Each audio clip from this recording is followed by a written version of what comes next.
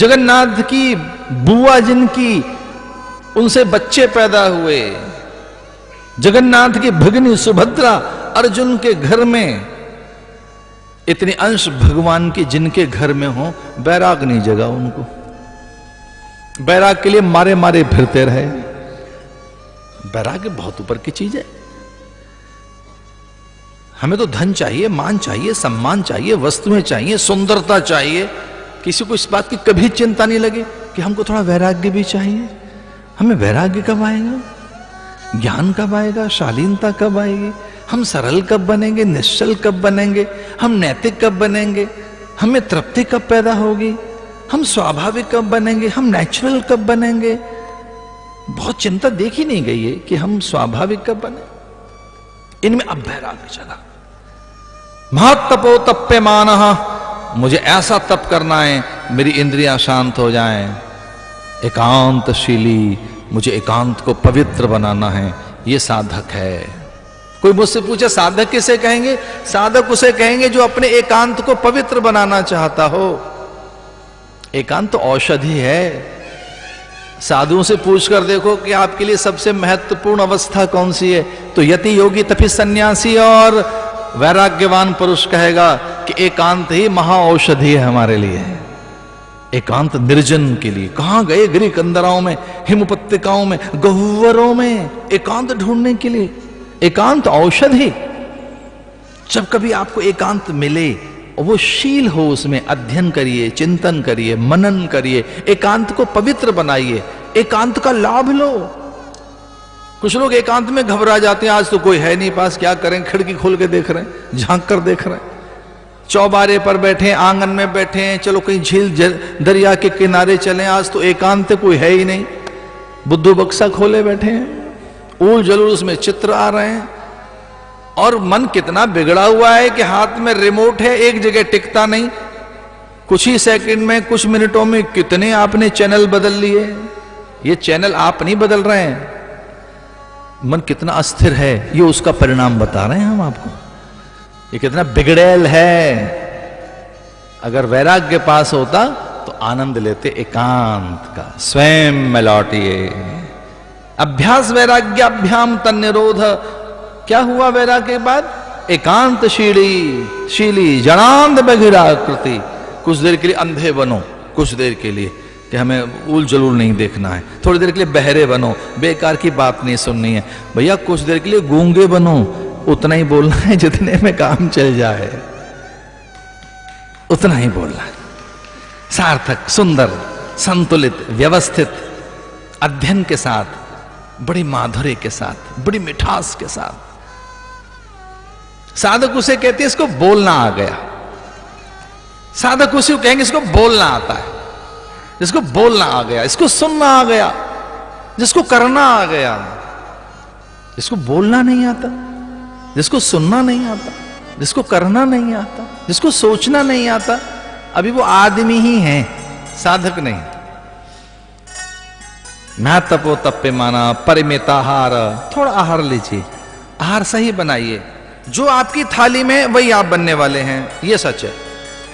आप क्या बनने वाले हैं, जो थाली में रखा है वो आप बनने वाले हैं। आपकी थाली में क्या रखा है वो आप बनने वाले हैं। जो भी थाली में है, जैसा भी थाली में भोजन है तो भोग बनने वाले हैं, और भैया थाली में प्रसाद है तो परमात्मा की ओर जाने वाले हैं। थाली में रखा क्या है, भोजन या प्रसाद? थाली में व्यंजन है, भोग रखा है। थाली में अगर भोग है तो भोगोगे। भोजन भोगा जाता है, और भोजन जैसा है वैसे आप बनेंगे।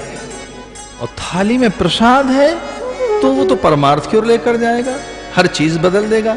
थाली में क्या रखा है, ग्लास में क्या रखा है, और लंबे समय तक आहार कैसा रहा है। अन्न से मन बनता है, आहार शुद्धि, सत्व शुद्धि। उनकी चेतना तब छलांग लगा पाती है जब अन्न शुद्ध हो, अन्न पवित्र हो। इसलिए यव, तिल, जौ, तिल, अक्षत, उनसे पिंडदान कराया जाता है आटा बनाकर। तो मंत्रों से छलांग, जो चेतना अटकी है उसको ऐसे, उसको जंप किया जाता है, उसे कुदाया जाता है। वो जिस एक ऑर्बिट में उलझी हुई है, लोक में उलझी हुई है जो चेतनाएं, उनको यहां से अन्न जल के द्वारा, यहां से तरंगें भेजी जाती हैं मंत्र के द्वारा। श्राद्ध और तर्पण के समय ओम पितरः सौम्यासा पितरः पितामह प्रपितामह पवित्रेण शतायुषा ओम पितरः तर्पयामि तर्पयामि तर्पयामि, ऐसा कहकर यहां से उन्हें बूस्टअप किया जाता है। एक बहुत सूक्ष्म विज्ञान है। अन्न के द्वारा, अन्न में भी तिल के द्वारा, जौ के द्वारा, दूर्वा के द्वारा, दूर्वा में विद्युतीकरणों का अद्भुत प्रभाव होता है। तुलसी के द्वारा, बिल्व के द्वारा, विजया के द्वारा, इनमें अद्भुत तरंग है, अद्भुत तरंग है। एक बार बिल्व पत्र आपने छुआ, तुलसी छुई, दूर्वा छुआ, धतूर छुआ आपने, धतूर पत्र, आक पत्र, विजया पत्र, तुलसी पत्र, बिल्व पत्र, इसके स्पर्श करने से ही कौन कौन सी उंगलियों से कैसे स्पर्श होगा, आप में वो चेतना छलांग लगाएगी, आपकी देह धरातल से ऊपर उठेगी, देह धरातल से। इसे एक चीज सुनने वाली है और करने वाली है, वह आहार शुद्धि, आहार शुद्धि, सत्व शुद्धि। आहार अच्छा बनाइए अपना। मैं तपो तप्यमाना परमेतार एकांतशीली। और क्या करें? प्रारब्ध को भोगना सीखें, प्रारब्ध को समझना सीखें कि जो है सामने ये अपना ही परिणाम है, जो है सामने वो हमारा स्वयं का परिणाम है। तो कैसे इसे जिए? दो हिमालय चले गए, उत्तराखंड, उत्तरांचल, जहां उत्तर मिलते हैं जीवन के। वैसे तो धरती का कोना कोना पवित्र है। मेरी ऐसी मान्यता है कि इस ब्रह्मांड का हर कोना पवित्र है, हर भूमि पवित्र है। ऐसा कैसे कह सकते हैं कि कोई एक ही स्थान पवित्र है? ब्रह्मांड में जो जितने कोने, जितनी दिशाएं हैं, जितनी भूमि है, जितना आकाश है, सब भगवान का है। जब सभी भगवान है तो ये कैसे कहें कि एक ही कोना बहुत बड़ा है? फिर भी किसी पश्चिमात्य दार्शनिक से उसके अनुयायी ने पूछा कि धरती का पवित्रतम स्थल, दिव्यतम, जहां चेतना का उत्कर्ष होता हो, मनुष्य को उन्नति प्रगति मिलती हो, जहां चेतना तत्काल सत्य को उपलब्ध हो सके, वो कोना कौन सा है? धरती का वो कोना। मैक्स मुलर ने विश्व के मानचित्र पर छड़ी घुमाते हुए कहा कि देखो देखो इधर ध्यान दो, ये कोना।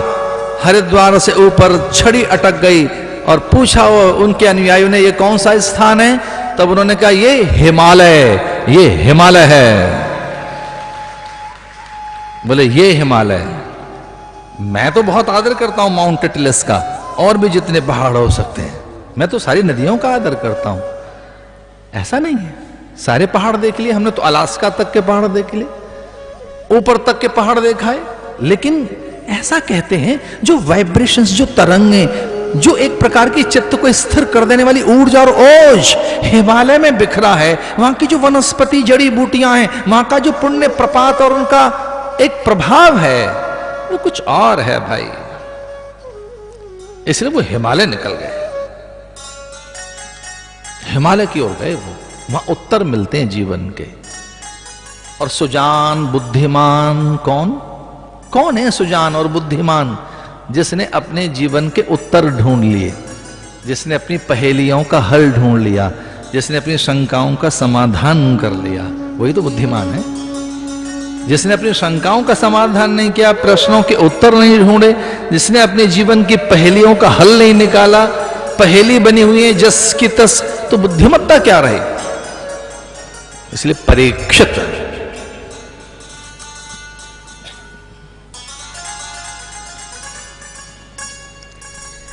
तीन अश्वमेध यज्ञ किए परीक्षित ने। घोड़ा छुआ नहीं किसी ने। अश्वमेध यज्ञ में घोड़ा दौड़ाया जाता है और जो घोड़ा पकड़ ले वो युद्ध करता है। घोड़ा नहीं किसी ने छुआ, सबने आधीनता स्वीकार कर ली।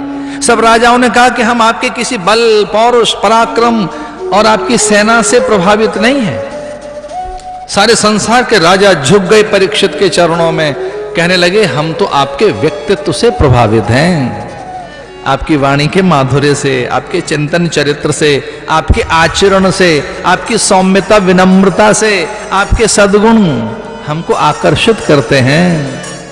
आप तो हमारे लिए आदर्श पुरुष हैं। इसलिए अपना व्यक्तित्व बड़ा बनाओ, बढ़िया व्यक्तित्व बनाइए, अच्छा व्यक्तित्व बनाओ। और बनता है वाणी से, बनता है व्यक्तित्व, दृष्टि से बनता है। एक बड़ा व्यक्तित्व बनाइए अपना। बड़ा महल न भी बन सके तो बड़े विचार तो बन सकते हैं, बड़े विचार तो बनाए जा सकते हैं, बड़ी सोच बनाई जा सकती है। एक बड़ा महल तो नहीं बना सकते, पर बड़ी सोच तो बना सकते हैं, बड़े विचार तो बना सकते हैं। वो बड़प्पन लाइए आप। आइए परीक्षित के चरित्र में चलते हैं। सद्गुणों के संचय से मैंने बात शुरू की कि कैसे गुणों का संचय करें, किस प्रकार से अभ्यास करें, ज्ञान वैराग्य को कैसे इकट्ठा करें तुलसी की चौपाई के साथ में। और ये मुझे बहुत आकर्षित करती है चौपाई। इस चौपाई के साथ चलते हैं। जैसे एक एक बूंद से घट भर जाता है, जैसे जल का स्वभाव है कि वो निचले स्तर की ओर दौड़ता है। नदियां पहाड़ों की ओर नहीं दौड़ती, जल पहाड़ पर नहीं चढ़ता, पहाड़ बहुत ऊंचे, ऊंचे से जल नीचे आता है, ऊंचाइयों से जल नीचे आकर सरिताओं के साथ सिमटता हुआ सागर की ओर दौड़ता है। ऐसा कभी नहीं होता कि सागर पहाड़ चढ़ता हो, सागर कभी पहाड़ नहीं चढ़ता। हां, कभी सागर का मन हो कि मुझे मीठा बनकर बरसना है तो बादलों के साथ जुड़ता है, आकाश तक पहुंचता है, फिर नीचे धरती पर आता है। उसे लगता है कि मीठा बनना है तो बादलों के साथ जुड़ता है, वाष्प बनकर, भाप बनकर बादलों के पंख के साथ उड़ता है। बड़ी सुंदर सी कथा है भागवत की, धन्या भागवती वार्ता। ऐसा कहते हैं भागवत की वार्ता धन्यता लाती है। सर्व सिद्धांत निष्पन्नम, सारे सिद्धांत इसमें छुपे हैं। सर्व सौख्य कर्म शुभम, जीवन की शुभता, सौख्यता, पवित्रता इसमें छुपी है। परीक्षित पूरी धरती के स्वामी बन गए और 32 वर्ष तक कलयुग प्रतीक्षा करता रहा उनकी। अगर आप साधक हैं तब क्रूर ग्रह, नीच ग्रह, ऐसे ग्रह जिसमें कई बार आपके आसपास में भौतिकी आर्थिक असंतुलन दिखता है, उसी के नाम तो ग्रहों का प्रभाव है और क्या है। कुछ आपकी भौतिकी आर्थिक अनुकूलताएं जब आपके हाथ नहीं होती, सांसारिकता आपकी जब सरक जाए, कुछ सम्मान न मिले, स्वास्थ्य ठीक न हो, शरीर ठीक न रहे, इसी का नाम तो ग्रहों की प्रतिकूलता है। 32 वर्ष तक कलयुग प्रतीक्षा करता रहा और फिर वो एक दिन सामने आया जब हिंसक मन बना राजा का, प्राण घातक मन बन गया, मृगया करने का मन जब बना, आखेट करने का मन जब बना, शिकार खेलने का जब मन बना राजा का, दक्षिण दिशा की ओर गए और तब कलयुग से उनका साक्षात्कार हुआ। एक विचित्र सा प्राणी उन्होंने देखा। कई बार देखा जा सकता है, समय को पहचाना जा सकता है। पूरा समय कई बार बड़ा विद्रूपित, बड़ा कलुषित, बड़ा प्रदूषित। कभी कभी आसमान भी ऐसा लगता है कि आज आसमान इतना मैला सा क्यों है। कभी आसमान भी बड़ा मैला सा दिखता है, धूल है आसमान में, कई बार धुंध है, कोहरा है, बड़ी धुंध, बड़ा कोहरा। कई बार कुछ ऐसे बादल जो डराते हैं, दिन में अचानक रात पैदा कर देते हैं। तो कोई एक समय ऐसा होता है, कई बार वो अच्छा नहीं लगता, पतझड़ सा, पूरी धरती की हरितिमा खो गई हो, कोई पल्लव पात और फूल न हो, कोकिल न हो। कभी कभी बगीचा भी सुंदर नहीं दिखता।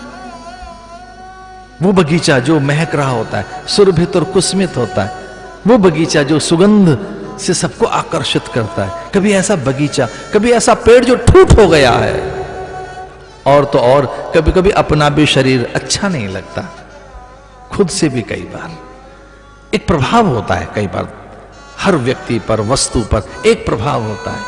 तब राजा को भी अच्छा नहीं लग रहा था एक व्यक्ति को देखकर। किसको देखकर बहुत अच्छा लगता है? जो सभ्य हो, शिष्ट हो। किसे देखकर अच्छा लगता है? जो संयत हो, शालीन हो, जो निष्ठावान हो, चरित्रवान हो। किन्हें देखकर अच्छा लगता है? उनको देखकर तो पुण्य बताए गए। साधु नाम दर्शनम पुण्यम, संत दरस जिमे पातक टरहे, ऐसा बताया गया। कुछ औषधियां ऐसी, उनका स्पर्श करने से ही चेतना उन्नत होगी, बड़ी ऊर्जा मिल जाएगी। कुछ औषधियां तो ऐसी बताई गई, छुओगे तो छूने के साथ ही, स्पर्श के साथ ही एक गंध मिल जाएगी। अब तो ये चिकित्सा विज्ञान कहां पहुंचा है कि आप केवल स्पर्श कर दें, आप केवल देख भर लें, पुतलियां अपनी हिला दें, तो उससे ही पता लग जाएगा भीतर किस प्रकार के गुण सूत्र हैं आपके। यहां तक पहुंच गया चिकित्सा विज्ञान। राजा ने पूछा था कि मैं पहली बार कोई एक अपराधी व्यक्ति देख रहा हूं जो बड़ा दुस्साहसी है, मेरे सामने खड़ा है। तू कौन है भाई? तेरी आंखें लाल लाल अंगारे की तरह से दिख रही हैं, दुर्गंध तेरी देह से, बिखरे हुए तेरे बाल, ओठ चबा रहा है तू, दुर्गंध के साथ साथ तुझमें छल भी दिख रहा है। एक अधम प्राणी, ऐसा लग रहा है कि तूने बड़ा कोई अपराध किया है, बड़े नियम तोड़ दिए तूने सारी मर्यादाओं को तोड़ दिया है। तू किसी वर्जना सीमा को मानने वाला नहीं है, तू बड़ा हिंसक प्राणी है। तू लोभ और अपने लाभ के लिए किसी के भी प्राण ले सकता है। कौन है भाई? क्या तूने कोई दुराचार, पापाचार किया है? तूने कोई अत्याचार किया है? तूने कभी किसी के अनायास अकारण प्राण छीन लिए हैं? कौन है? वो पुरुष कहता है, महाराज मैं तो काल हूं, जब इस धरती पर सत्यता रहती है तब मैं सत्युग कहलाता हूं। भारी तप के समय जब सत्यता खो जाती है, केवल यज्ञ रह जाता है, तो मैं त्रेता कहलाता हूं। जब त्रेता और सत्य दोनों नहीं रहते, दान रह जाता है, तो मैं द्वापर कहलाता हूं। और जब ये तीनों चीजें खो जाएं तो मैं फिर कलयुग कहलाता हूं। कलयुग, कल पुर्जों का युग, यंत्र का युग। कलयुग माने फिर यंत्र की अधीनता का युग हूं मैं तो यंत्रों के अधीन हूं, पदार्थों के अधीन हूं, मशीन के अधीन हूं। भागवत में कहा है मशीनी युग आएगा, कल पुर्जों का युग आएगा। कल पुर्जे, कलो युग, कल युग यानी पुर्जों का युग, मशीन का युग, तकनीक का युग। और कैसी तकनीक आई? सूचना की तकनीक, संचार की क्रांति कैसी पहुंची? ये कौन सा युग है? तकनीक का युग, संचार का युग, कल पुर्जों का युग, मशीन का युग। कि अब कोई बात पूछनी है तो दादी अम्मा और बुजुर्गों से, गुरुओं से के पूछे, www और गूगल में डाल दो, पूछ लो क्या पूछना है। अरे कमाल करते हो, कोई बात पूछनी है तो पूछो दादी अम्मा से। अरे पूछो, मुहूर्त पूछना है गुरुओं से, संत सत्पुरुषों से, माता पिता से, संत जनों से। एक बजर बट्टू हाथ में और उसमें कुछ डाल के ढूंढ रहे हैं, अब पूनम कब है, तिथि, अरे उसमें पता ही लगेगा तिथि क्षय कब है, किस डिग्री पर सूरज कहां है। वो कहते हैं हमारा वो भी पता लगा लेंगे, आप निश्चिंत रहिए। कल युग, कल मैंने पुर्जे का युग, एक्चुअली पुर्जे का युग, यंत्र का युग, मशीन का युग, तकनीक का युग। किसका युग है? ये मशीन का युग। अबे धन्य है मशीन, धन्य है मशीन की निंदा तो नहीं कर सकते। 120 साल पहले आदमी बैलगाड़ी में चलता था और अब वो मंगल पर, चांद पर कहां पहुंचा है। या हल्के से आप अंक ऐसे कुछ करते हैं, 9 8 10 5 पता नहीं कौन से आप अंक डायल कर रहे हैं, अभी पूरे पूरे वो डिजिट्स ड्रॉप नहीं हुई, वो पूरे अंक आपने डायल नहीं किए, अभी पूरे कर दिए। झटपट छलांग लगाकर आकाश में गए, वो 35,000 किलोमीटर ऊपर, वहां से ढूंढकर वहां पहुंच गए जिससे बात करानी है। घंटी बज गई, लो कर लो बात, कुछ फ्यू सेकंड के अंदर, फ्यू सेकंड कर लो बात, दुनिया मुट्ठी में। ये कौन सा युग है भैया? कलयुग, मशीन का युग, यंत्र का युग। इसलिए उसको इतना निंदनीय भी मत कहिए। उद्योग न हो, मशीनें न हो, और ये तंत्र न हो, सूचना की तकनीक न हो, संचार की तकनीक न होती तो आदमी वहीं रहता। कलयुग, तो उसने कहा मैं अधीनता का युग हूं। तो पूछा राजा परीक्षित ने कि तू कलयुग है, मशीन का युग है, पुर्जे का युग है, कल का युग है, यानी कली माने पुर्जा, यंत्र, उसे चलाएगा कौन? उसने कहा जो मुझ में डाल दोगे मैं वही बोलूंगा, मुझे जैसा चलाओगे मैं दोनों चीजें कर दूंगा। मैं वरदान भी हूं, अभिशाप भी हूं। मेरा ठीक प्रयोग करोगे तो मैं वैसा हो जाऊंगा, अन्यथा मैं अभिशाप बन जाऊंगा, मैं भारी विनाश कर दूंगा, मैं भारी चीजें। अब तो उस तरह से आने वाली हैं चीजें, रोबोट काम कर रहा है अब तो, मशीन का युग। आदमी धीरे धीरे धीरे सिमट जाएगा। तो कैसा युग आया है? तो उसने कहा मैं वो युग हूं कि जिसमें साधनों के अंबार होंगे, अपरिमित साधन होंगे, अंतहीन साधन होंगे, अपरिमित साधन, अंतहीन साधन। लेकिन उससे पैदा क्या होगा? असीम असंतोष। पैदा क्या होगा? अंतहीन साधनों की कोख में से क्या निकलेगा? असंतोष। तो बोले मैं संतोष नहीं दे पाऊंगा, शांति नहीं दे पाऊंगा, समाधान नहीं दे पाऊंगा। हाँ, मैं सुविधा दे सकता हूं, और बहुत सुविधाएं एक काम करती हैं, आलसी बना देंगे। वहीं कैप्ट होके बैठे रहो, वहीं करते रहो, हाथ पैर न हिलाओ, वहीं बैठे रहिए। तो ये जो जनरेशन अब आ रही है और उसके बाद जो आएगी, उसे ज्यादा स्पेस नहीं चाहिए, तो 1 फुट में ही बैठी रहेगी, बस वहीं की वहीं। देखिए, ज्यादा चीज नहीं चाहिए। क्या है ये? असंतोष। बहुत सुविधाएं क्या देती हैं? आलस्य, प्रमाद, प्रतिरोधात्मक शक्ति घटेगी, एक और चीज घटेगी उससे, स्वतंत्र चिंतन नहीं, अपने से नहीं सोचोगे।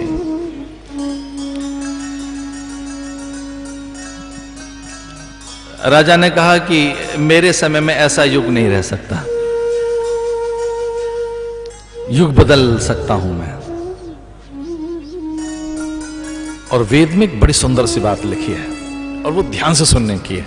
आप चाहें तो परिवेश, वातावरण और युग बदल सकते हैं। आप चाहें तो विचार देकर, विचार की क्रांति से, भावना देकर, अच्छी सुंदर भावना करते हुए युग बदल सकते हैं। हम बदलेंगे, युग बदलेगा। हम बदलेंगे, परिवार बदलेगा। हम बदलेंगे, परिवार बदलेगा। हमें बदलना है विचार अपने, हम जैसा सोचेंगे वैसा होगा। राजा ने कहा मैं युग बदल डालूंगा, मेरे सामने ऐसा युग नहीं हो सकता। तब युग ने प्रार्थना करते हुए कहा, उस कली युग ने, कि राजा मेरे प्राण मत ले, और मेरा सीमांकन कर सकता है, मुझे सीमित कर सकता है, मेरी मर्यादाओं को निश्चित और निर्धारित कर सकता है, मुझ पर अंकुश रख सकता है। तो जो वचन देगा मैं वहीं के वहीं रहूंगा। मेरे लिए कुछ सीमाएं निर्धारित कर दो, मेरे लिए कुछ स्थान बता दीजिए, मैं वहां रह लूंगा। और फिर राजा ने कलयुग के लिए कुछ स्थान चिन्हित किए कि तुम कहां कहां रहोगे। हे कली, आप कहां रह सकते हैं?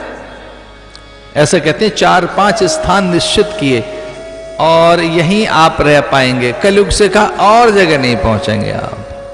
अभ्यर्थित सदा तस्मै स्थानानि कलयौ ददौ द्यूतं पानं स्त्रियः सूना यत्र धर्मश्चतुर्विधः। यत्र अधर्मश्च चतुर्विध, यत्र अधर्मश्च चतुर्विध। मैं वहां रहने के लिए तुझे निश्चित करता हूं, वहां रहने के लिए तुझे इंगित करता हूं जो अधर्म के गलियारे हैं, जो अधर्म की गलियां हैं, जो अधर्म के स्थान हैं। यत्र अधर्मस्य चतुर्विध, ये 4 विधाएं अधर्म की हैं। हे कलयुग, आप यहां रहना।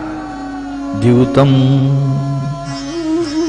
पहला बताया द्यूतम, इसलिए कलयुग का जो पहला लक्षण है वो द्यूत क्रीड़ा है, माने जुआ, छल करके धन कमाना। छल से धन अर्जित किया जाए, कपट से धन अर्जित किया जाए, बिना पात्रता योग्यता के धन आपके पास आया है, बिना श्रम साधन के। बिना योग्यता पात्रता के, बिना श्रम साधन के, छीन झपट कर, छल करके जो भी धन आया है उसे द्यूतम, दूत क्रीड़ा कहेंगे, उसे जुआ बताया गया। जुए के बड़े अलग अलग रूप हैं, कई बार पता नहीं लगता वो जुआ ही होता है जो छल करके धन आया है। द्यूतम। दूसरा विषय बताए, व्यसन बताए, पानम, व्यसन। एक तो जुए में रहना जहां छल करके धन आता है वहां रहना, और पानम यानी व्यसन। व्यसन करते कुछ ऐसा डिपॉजिट कर रहे हैं भीतर आप अपने जो विष है, कुछ ऐसी चीज डिपॉजिट कर रहे हैं, वो निकोटीन हो, वो कैफीन हो, या वो लिकर के थ्रू, या वो और ड्रग्स के थ्रू, या कुछ और चीजों के द्वारा कुछ भीतर धीरे धीरे ऐसा डिपॉजिट करना जो विष है। व्यसनम, पानम, कुछ ऐसा भीतर इकट्ठा करते रहना जो हेय है, विजातीय है, देह को मान्य नहीं, मन को अच्छा नहीं लगता, उसके परिणाम फिर बाद में भयानक रोग के रूप में आते हैं, उसे कहेंगे व्यसनम। तो आप व्यसन में रहना, व्यसनम। अरे हमारा अलग अलग तरीके के लोग हैं। एक आदमी कोई हुक्का पीते थे और उनके पास कुछ लोग गए, बहुत हुक्का पीते थे, वो हर बार हुक्का गुड़गुड़ाते रहते थे, बहुत हुक्का पीते थे। तो कुछ लोग उनके पास गए कि आज आपको प्रणाम करने का मन हो रहा है, पता नहीं क्यों। वो एक कोने में हुक्का रखा था, हुक्का गुड़गुड़ाता, आके बैठ जाता, फिर हुक्का पीता, फिर आकर बैठ जाता। मोहल्ले के सभ्य और भद्र लोगों ने कहा कि पता नहीं क्यों आपको प्रणाम करने का मन था, चले आए। आपको आज बहुत प्रणाम करने का मन है, और हाँ पैर भी छूने का मन है आपका, पता नहीं क्यों ऐसा हुआ है, हम चले आए हैं। पैर छू लें आपके, छू लो भैया, आपको सुख मिलता है तो। प्रणाम भी करना था, कर लीजिए, आपको सुख मिलता है तो। बोले एक शंका पैदा हो गई, क्या? जब आप हुक्का बहुत पीते हैं तो हुक्का पास में रखो, उस कोने में क्यों रखा है? बार बार जाते हो, हुक्का पीते हो, फिर आकर बैठ जाते हो। तो उसने कहा भैया हमने सत्संग में सुना है कि व्यसनों से जितना दूर रहो अच्छा है, ये बुरी चीजों से बहुत दूर रहना चाहिए। अब हम हुक्के बिना तो रह नहीं सकते, तो हुक्का तो हमको पीना ही है। हाँ, तो इतनी दूर बोतल रखते हैं कुछ लोग, क्या हटा दिया हमने, दूर रखी है, दूर जितनी रहे उतना ही अच्छा है। अब आजकल पास में नहीं रखी है हमने, दूर रख दी है हमने। अब वो मैंने छुपा के रख दी है, जितना छुपा के रखो, दूर रखो उतना ही अच्छा है। पर भैया पीते तो हैं आप हुक्का? बोले वो हुक्का तो पीते हैं, पर सत्संग में ऐसा कुछ साधु महात्मा कहते हैं कि जरा व्यसनों से दूर रहो, वहां कलयुग रहता है। चलो अच्छी बात है, प्रैक्टिस तो कर रहा है दूर होने की। पानम, पानम किसे कहेंगे? ये बहुत अलग तरीके की बात है। कुछ लोग व्यसन कैसे करते हैं, वो लिकर नहीं लेंगे, तंबाकू नहीं लेंगे, पान मसाला नहीं लेंगे, पर निंदा सुनेंगे, पानम। वो कुछ ऐसी ऐसी बातें सुनाएंगे, वहां क्या हो रहा है, हमको दिल्ली से कोई लेना देना नहीं, दिल्ली में क्या चल रहा है, मुंबई में क्या चल रहा है। जिन लोगों ने कभी नहीं देखा मैनहट्टन, वहां की वॉल स्ट्रीट में क्या चल रहा है, जरा पता लगाना। अरे भैया क्या पूछना है, क्या चल रहा है? पानम। कुछ ऐसा सुने, कुछ ऐसा सुने जो हमें बड़ा बनाए, या फिर हमारे भीतर भ्रम पैदा करे। पानम, इतना इकट्ठा करें, कान से, आंखों से, व्यसन। कलयुग का प्राणी कैसा हो गया? व्यसनी। निंदा में, निंदा एक व्यसन है, दूसरों के दुर्गुण सुनना, दुर्वचन सुनना, अथवा बेकार की बातें सुनना, या कि फिर वो पानम या आधीन रहना विषयों के, व्यसनों के। इससे एक चीज होती है, संबंधों की अपवित्रता आती है। व्यसन करने वाला व्यक्ति संबंधों में पवित्रता नहीं रख पाता, वो अंदर से भ्रष्ट हो जाता है, वो संभाल नहीं पाता अपनी चेतना को, विवेक उसका कुंठित हो जाता है, वो जल्दी भयभीत हो जाता है, जल्दी क्रोधित होता है। जो व्यसनी व्यक्ति होता है उसकी नींद कभी समय पर नहीं होती। अगर आपके पास नींद नहीं है तो पाचक रस नहीं रहेंगे, सुंदर शरीर नहीं बनेगा, स्वस्थ नहीं रहेंगे आप। अगर आप बहुत व्यसनी हैं तो व्यसन एक चीज छीनता है और उसका नाम है नींद। और जिसकी नींद छिन गई, जिसकी नींद छिन्न भिन्न हो गई, वो स्वस्थ नहीं रह सकता। इसलिए ध्यान रखना, अच्छी नींद लेने के लिए व्यसन से मुक्त हो आप। नींद आपकी छिन जाएगी। या देवी सर्वभूतेषु निद्रा रूपेण संसिता, या निशा सर्वभूतानां तस्याम जागृति संयमी। जगे हुए नहीं रहेंगे, चैतन्य नहीं रहेंगे, स्फूर्ति नहीं रहेगी, आप में स्फूर्ति उल्लास चला जाएगा और शरीर का एक अलग प्रकार का जो ओज है, जिससे कांति प्रभा पैदा होती है, देह में एक आकर्षण पैदा होता है, वो व्यसन छीन लेता है उसे। जो व्यसनी व्यक्ति, उसकी नींद चली जाती है और उसमें कहीं कहीं रोग छुपे रहते हैं। तो कलयुग ने कहा कि ठीक है, मैं नींद में रहूंगा, पान में रहूंगा, यानी मुझे नींद छिन्न भिन्न करनी है। और कोई मुझसे पूछे कि सबसे बड़ी जीवन की कठिनाई क्या है और सबसे बड़ा अभाव या सबसे बड़ी हानि क्या है? नींद का न आना। अनिद्रा किनको रहती है? जो व्यसनी होते हैं। उन्हें भले ही पता ना हो, पर उनकी नींद कभी ठीक नहीं होती है। तीसरा है व्यभिचार। सोक्रेटिस का एक शिष्य था, सोक्रेटिस सुकरात का एक शिष्य था, जिसने सुकरात के सिद्धांत और विचारों का प्रसारण किया। अरस्तु नाम था उनका। गुरु को पहली बार रोते हुए देखा। ये साधु भी कभी कभी इनकी आंखें डबडबा आती हैं। ये साधु का रोना, साधु का परेशान होना भी एक बात तो है। कभी रो पड़ा। महावीर स्वामी की आंखों में आंसू, पार्श्वनाथ भगवान की आंखों में आंसू, अरे भगवान आदिनाथ भगवान ऋषभ देव की आंखों में आंसू। कल्पना तो करके देखो, ऋषभ की आंखों में आंसू हैं, बुद्ध की आंखों में आंसू, कबीर, महावीर स्वामी, राम की आंखों में, कृष्ण की आंखों में। इन सब की आंखें डबडबा आई। इनकी आंखों में अश्रु बताएं, और तो और शिव की आंखों में आंसू, उससे रुद्राक्ष पैदा हो गया। पर वो क्यों आए आंसू उनकी आंखों में? क्यों रो पड़े? वो दूसरों के दुख देखकर रो पड़े, दूसरों का दर्द देखकर रो पड़े, दूसरों को कठिनाई में देख कर रो पड़े। नारद की आंखों में आंसू, सुकरात की आंखों में आंसू जब देखे उसके शिष्य ने, और पूछा कि गुरुदेव, ये आपका दर्द तो नहीं हो सकता, ये आपका दर्द नहीं है। मैंने इस ढंग से कभी आपको रोते नहीं देखा, और गुरु ऐसे रोए अपशगुन है, अच्छा लक्षण नहीं है। और ऐसा ग्रंथ में लिखा है कि बड़े लोगों की आंखों में आंसू ना आए, अब वो अशुभ संकेत है, अनिष्ट के वो संकेत हैं। किन किन की आंखों में आंसू नहीं आने चाहिए? बालक, वृद्ध, रोगी, अतिथि, कन्याएं, इनकी आंखों में अश्रु ना आए। दीन के, दरिद्र की आंखों के आंसू तो हमें दया के लिए बाध्य करते हैं। अतिथि, अभ्यागत, आगंतुक, स्त्री, बालक, रोगी, वृद्ध, इनके आंसू देखकर दौड़ पड़ो सेवा करने के लिए।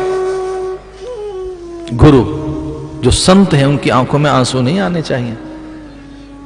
और गुरु की आंखें गीली हैं। गुरुदेव, मैं मर जाऊं, मिट जाऊंगा, आप मुझे बताइए, मैं प्राण देने को तैयार हूं, आपकी आंखों के अश्रु नहीं देख सकता। हुआ क्या है आपको? तो सुकरात ने कहा था कि अरस्तु, तुम इन आंसुओं को पहुंच नहीं पाओगे, क्योंकि ये अश्रु बहुत अलग तरीके के हैं। अरे हुआ क्या है?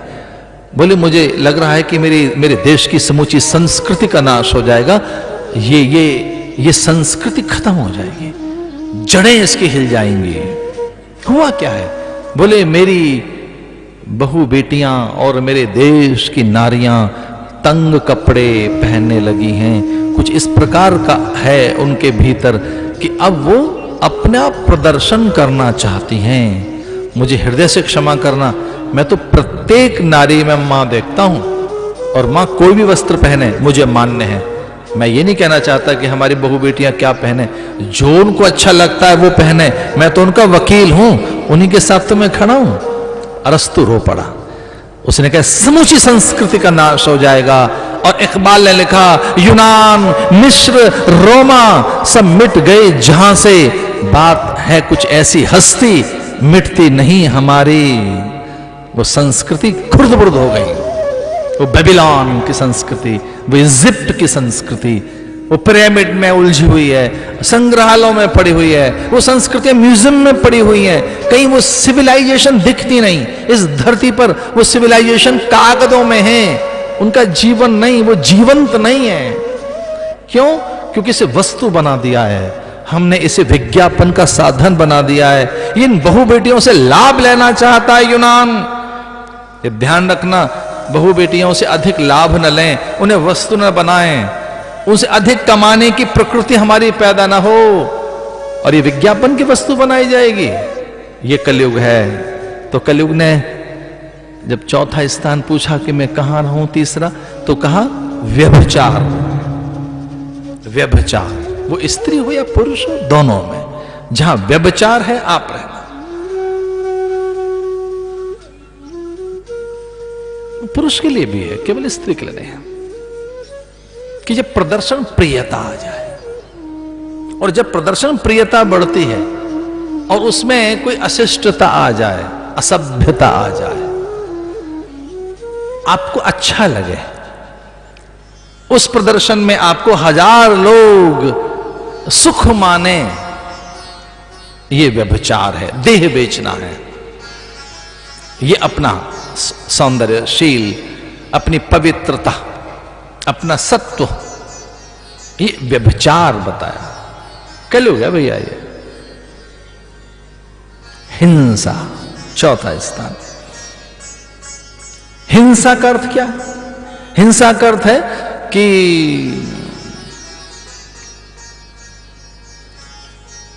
विरोध चहु ओरा, कली मह विरोध चहु ओरा। जो हमारे मत का अनुयायी नहीं, जो हमारे सिद्धांत का अनुयायी नहीं, वो हमारा शत्रु कैसे हो सकता है? हिंसा कब होती है? शत्रुता में। हिंसा कब होगी? जब हम किसी को बैरी मानेंगे। तो आज के युग में बैरी कौन कौन है? आज के युग में शत्रु कौन कौन है? जो हमारा पक्षधर नहीं, हमारे विचारों का समर्थक नहीं, वो शत्रु कैसे हो सकता है? शत्रुता, शत्रुता में हिंसा आती है। हिंसा लाभ के लिए, लोभ के लिए हिंसा। अनीति के धन में ऐसा होता है। जा तू अनीति के स्वर्ण में रहे, अनीति के स्वर्ण में तेरा वास हो। तो कलयुग कहां बैठ गया? अनीति के स्वर्ण में, छल के सोने में, कपट के सोने में, स्वर्ण में। और स्वर्ण ही है जो मुद्रा का प्रसार करती है। कोई भी कंट्री कितनी करेंसी छाप सकता है? जितना उसके पास सोना है, सोने के हिसाब से।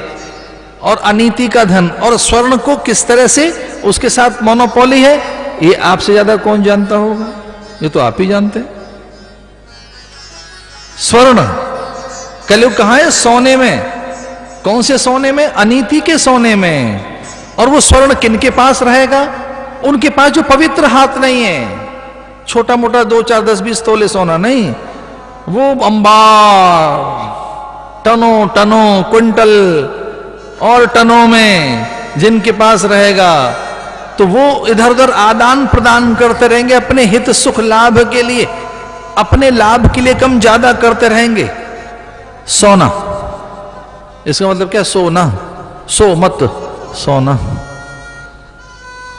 सोना, सोना मत, नो स्लीप, सोना। अरे कल्पना तो करके देखो, वो सीता जो महलों से निकल कर आई, सोने के मृग पर थोड़ा सा मन क्या गया, सीता जी सोने के महल में कैद हो गई। थोड़ा सा सोने के मृग पर मन क्या गया सीता का? अब जानते हो सीता का ध्यान कहां चला गया? सोने के मृग पर। रावण ने कहा कि वो थोड़ा मन ऐसा ही हो जाएगा। सीता अकाम है, आप्त काम, पूर्ण काम, निष्काम है। सीता के अंतःकरण में कोई कामना पैदा नहीं हो सकती, पर सोने में कुछ ऐसी चमक पैदा करना, सोने में कुछ ऐसा आकर्षण पैदा करना, तू सोने का बन जाना, तो सीता का मन तुझ पर आ जाएगा। महलों में से कनक भवन की बहू थी वो, और इतनी मणियां लेकर आई। कनक माने सोना। अरे सोने की क्या कीमत होगी डायमंड के सामने? मणियों की क्या कीमत होती है? मणियां क्या होती हैं? और सोना तो कुछ है उसके सामने। और चांदी बिचारी बहुत कम है। वो तो सोने का महल था जहां बहू बनकर आई वो, कनक भवन। तो कनक भवन त्याग दिया उन्होंने, और जिसकी बेटी थी उसने मणि पर्वत दिया था। उन्होंने कहा कि वो सोने के महल में जा रही है, लेकिन मेरी कुछ चीजें लो। और दशरथ ने कहा वो सब द्वार पर रख दीजिए, हमें कुछ नहीं चाहिए, हमें सीता मिल गई, बड़ी चीज है। लेकिन मणियों का पर्वत उन्होंने दिया। मणियों का पर्वत। अयोध्या में इतनी मणियां पहुंची, इतने रत्न, इतने रत्न, इतने हीरे पन्ने पुखराज मूंगे माणिक के पहुंचे, इतने कि उनका पर्वत बन गया। और कौशल्या ने कहा रखें कहां इन्हें? इन्होंने तो नहले पे दहला मार दिया। हमें सोना रखने वाले कनक भवन के प्राणी, और वो हमें दे क्या रहे हैं? मणियां, रत्न, पर्वत बन गए उनके। लेकिन जिसने मणियां देखी हों, सोने के महल देखे हों, और उस सीता का जब सोने पर मन गया तो सोने की लंका में कैद हो गई वो। कौन सी जगह रहना? सोने में, स्वर्ण में। कहां बैठा है कलयुग? स्वर्ण में। और स्वर्ण किन के पास है? बड़े लोगों के पास, जो स्वर्ण के ऊपर अधिकार जमाए बैठे हैं। कुछ खास चुनिंदा लोग, वो मेरे ख्याल से 2, 4, 500 ही होंगे लोग। वो जो कुछ हजार होंगे, वो लाख नहीं हो सकते, वो कुछ हजार हैं। मुझे लगता है वो कुछ 100 लोग हैं जिनके पास पूरा गोल्ड है, जिससे वो रोटेट करते हैं, इकोनॉमी चला रहे हैं, पूरे संसार की इकोनॉमी जो चला रहे हैं। वहां बैठ जाना, अरे कलयुग, वहां बैठ जाना। पर उसमें भी नहीं, अनीति के धन में, उस सोने में नहीं, जो अनीति का स्वर्ण है, जो छल का स्वर्ण है। तो मुझे हृदय से क्षमा करना, जो अनीति का और छल करके जो सोना आता है, कलयुग का वास उसी में है। परंपरा से जो आपको मिला है, जो पूर्वजों ने आपको प्रदान किया है, उसमें कलयुग नहीं है, उसमें कलयुग नहीं है। जो श्रम से प्राप्त हुआ है, पसीने की बूंदों से प्राप्त हुआ है, जो युक्ति, जो पूरी परंपरा से आपको मिला है, उसमें कलयुग नहीं है। कलयुग किसमें है? अनीति में, छल में, कपट में कलयुग का वास है, सोने में। और वो मुकुट पहन रखा था राजा ने, बुद्धि भ्रष्ट हो गई। ये बड़ी सिंबॉलिक कथा है, दरअसल प्रतीकात्मक कथा है ये, कि मुकुट में गया, वो मस्तक में गया। तो पहले अशुभ विचार कहां जाता है? मस्तक में। विचार यहां से आता है। और एक इसका अर्थ यह भी है कि कलयुग ने किसी शिल्पकार को, कुंभकार को, वास्तुकार को, कृषक को, खनिक को, और अमात्य, सृष्टि, साहूकार, सामंत को, क्षत्रप को, सैनिक को नहीं पकड़ा, ताम्रकार को, लोहार को, बढ़ई को, ठठेरे को नहीं पकड़ा। उन्होंने किसी शिल्पकार और पत्रकार को नहीं पकड़ा। कलयुग ने कहा कि हमको राजा को पकड़ लेना चाहिए। राजा की बुद्धि में बैठ गया। यथा राजा तथा प्रजा, जैसा विचार होगा वैसी कमांड होगी, जैसी कमांड दोगे वैसे ही एक्शन शुरू हो जाएंगे। कमांड क्या दे रहे हैं आप? आपने जो कमांड दे दी वो करने लगेगा शरीर। आप कह रहे हैं दाएं चलो, तो दाएं तो तब चलोगे ना जब आप सोचोगे। जब आप दाएं चल रहे होते हैं तो बिना सोच के चल रहे हैं दाएं। कोई अचानक आदमी जब दाएं मुड़ जाता है कि अब दाएं चलना है, बाएं चलना है, तो बाएं चला पहले या सोचा पहले? उसने पहले सोचा, उसने पहले सोचा, फिर वो बाएं चला, दाएं चला। वो अब कहता रुक जाइए, तो रुका और बाद में सोचा? नहीं, पहले सोचता है फिर वो रुकता है। करता कब है? सोचता है पहले।